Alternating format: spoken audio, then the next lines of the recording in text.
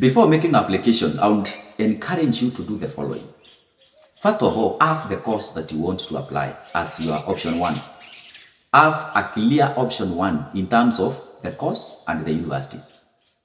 Option one, you'll have option 1A, 1B, 1C. That is where your heart is. You need to choose that option very wisely, because at the end, if things go well, that is the course you will get. You will get option one if things go well. So you must be very careful when choosing option one. Number two, you have to choose courses that you are ready to do for option 2, 3, and 4. And for diploma courses, those who are applying for degree. You have to choose courses that you are willing to do. Don't be consumed in choosing option 1. That you have a very clear option 1A, 1B, 1C. But when it comes to option 2 and 3, you just feel within a course thinking that you will get option 1. It is not a must. You might not get option 1. If you don't get option 1, you can get 2. You can get 3. You can even get option 4. And if you don't get any of them, you can get diploma course. So don't just choose things to feel. You say, I have chosen what I wanted to do. I wanted to do 1, 2, 3. And I have chosen that in option 1, A, B, C. Now, let me feel. Because I cannot submit without option 2, 3, and 4. Let me feel with any course. My brother, my sister, you will be called to do that course that you have just put there for the sake. Be careful when choosing your course. This is how KUCCPS will place you.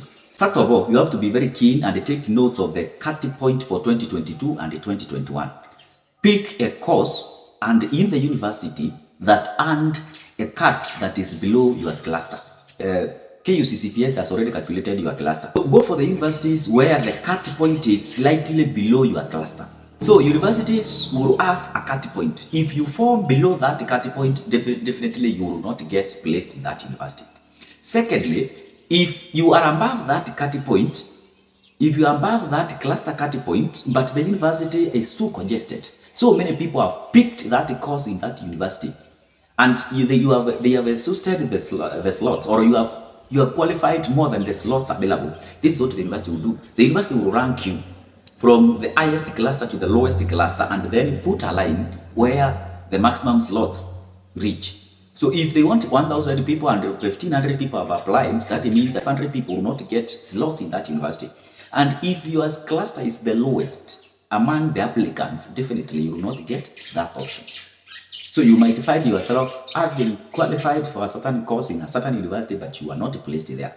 So if you miss option 1A, then you will be considered for option 1B. Again, if the same scenario happens, you will be pushed to option 1C. Again, if something happens and you do not get there, then you'll be pushed to option 2. That is why every choice that you make must be well considered, and you must be ready to do any of them. You should also decide whether you are going to study for employment or you are going to study to employ yourself. There are various courses where you can study and get employed easily.